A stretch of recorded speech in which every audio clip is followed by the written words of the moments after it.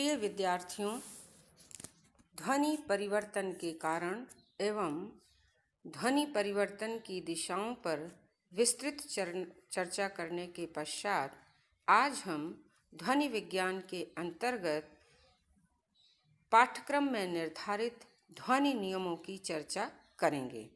ध्वनि नियमों की चर्चा करने से पूर्व हम ध्वनि नियम के सामान्य भूमिका को जानने का भी प्रयास करेंगे, क्योंकि ध्वनि नियम की चर्चा करने से पूर्व यह आवश्यक है कि हम कुछ नियमों के आधारभूत तथ्यों या नियम की मौलिक सिद्धांतों को भी जान लें। अतः ध्वनि नियम से पूर्व आज हम जानेंगे कि प्राकृतिक नियम और ध्वनि नियम में क्या अंतर है, ध्वनि नियम किसे कहते हैं, ध्वनि प्रवृत्ति से ध्वनि नियम क्यों अलग है और ध्वनि नियम के अपवादों के क्या कारण होते हैं, ध्वनि नियम की परिभाषा, ध्वनि नियमों की विशेषताएं और अंत में पाठ्यक्रम में निर्धारित कुछ प्रसिद्ध ध्वनि नियमों के बारे में अध्ययन करेंगे। किंतु आज की हमारी यह चर्चा निम्न बिंदुओं पर केंद्रित होगी। पहला, ध्वनि नियम किसे कहते हैं। दूसरा, प्राकृतिक नियम और ध्वनि नियम में अंतर। तीसरा, ध्वनि नियम और ध्वनि प्रवृत्ति में अंतर। और चौथा और अंतिम, ध्वनि नियमों में अपवाद के कारण। प्रिय बच्चों, प्राकृतिक नियम की भांति ही सामान्य परिस्थिति में समान रूप से कोई परिवर्तन आदि की क्रिया जब भाषा क्षेत्र में घटित होती है तो उसे निश्चय ही ध्वनि नियम कहा जा सकता है। यद्यपि भौतिक पदार्थों में घटित प्राकृतिक नियमों जैसी नियमितता और असंदिग्धता का भाषा ध्वनि के क्षेत्र में मिलना असंभव है, क्योंकि भाषा का संबंध चेतन मानों से है, या कह सकते हैं कि भाषा का प्रयोग मानव द्वारा होने के कारण भाषा चिर परिवर्तनशील रहती है, जिसकी परिस्थितियों में निरंतर परिवर्तन होता रहता है।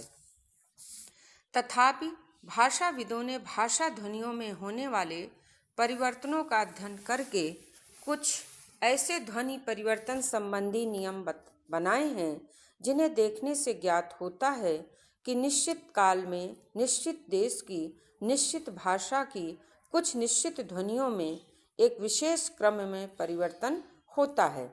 अतः इसी निश्चितता तथा विशिष्टता के आधार पर इन्हें ध्वनि नियमों की संज्ञा दी जाती है, या कह सकते हैं कि ध्वनि नियम बनाए जाते हैं।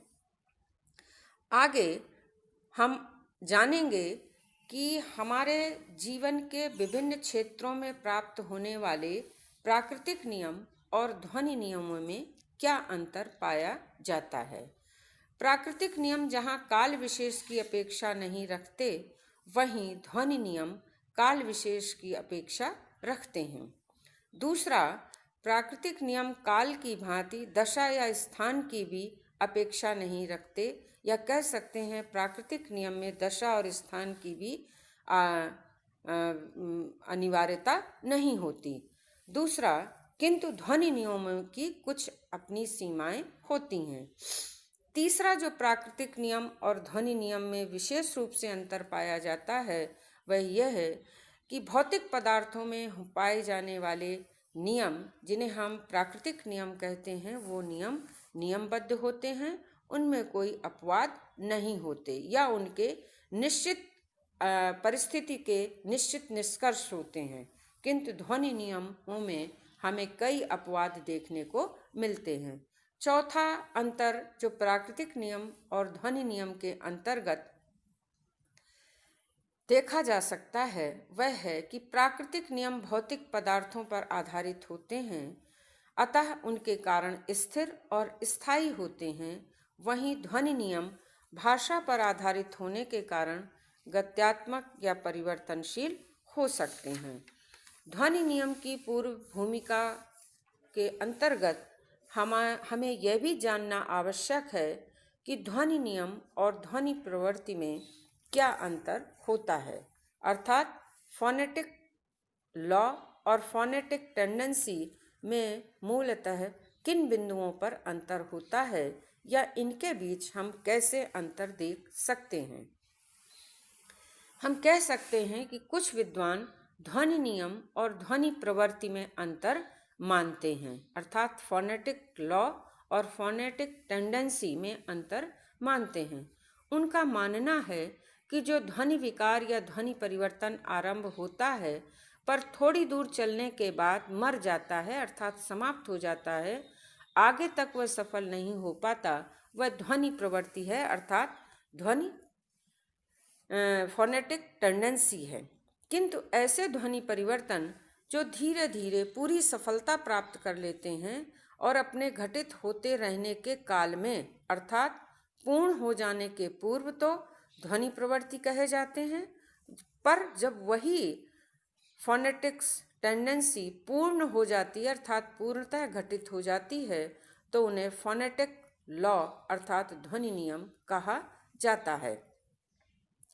इसी कारण यह भी कहा जाता है कि ध्वनि नियम वर्तमान या भविष्य के संबंध में न होकर केवल भूत से संबंधित होते हैं, क्योंकि वर्तमान में या भविष्य में जो घटित होने वाली घटना ध्वनि के संदर्भ में है उसे हम फोनेटिक टेंडेंसी कहते हैं, और जब वह घटित हो जाती है तब वो फोनेटिक लॉ अर्थात ध्वनि नियम में बदल जाती है।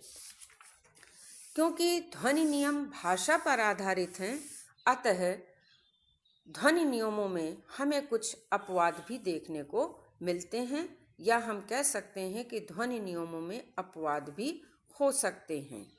पहला, सादृश्य।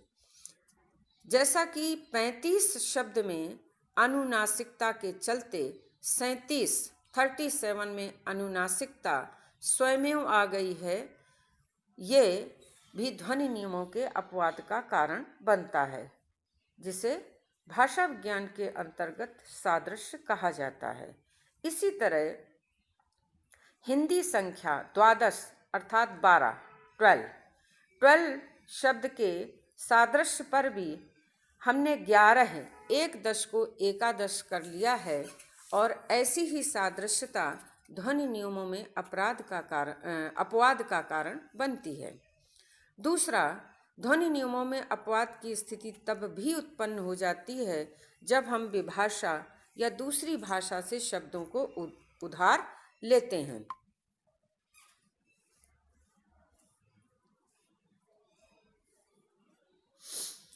तीसरा, ध्वनि नियमों में अपवाद के कारण का कारण अपनी भाषा से शब्दों को उधार लेना।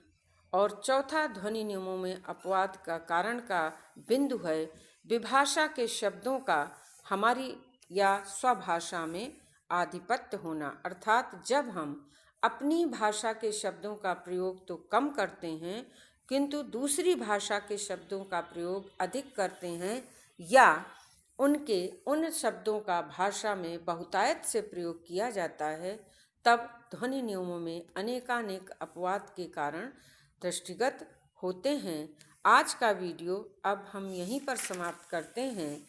अगले वीडियो में हम इन्हीं ध्वनि नियमों की पूर्व पीठिका के रूप में कुछ अन्य तथ्यों की बात करेंगे। धन्यवाद।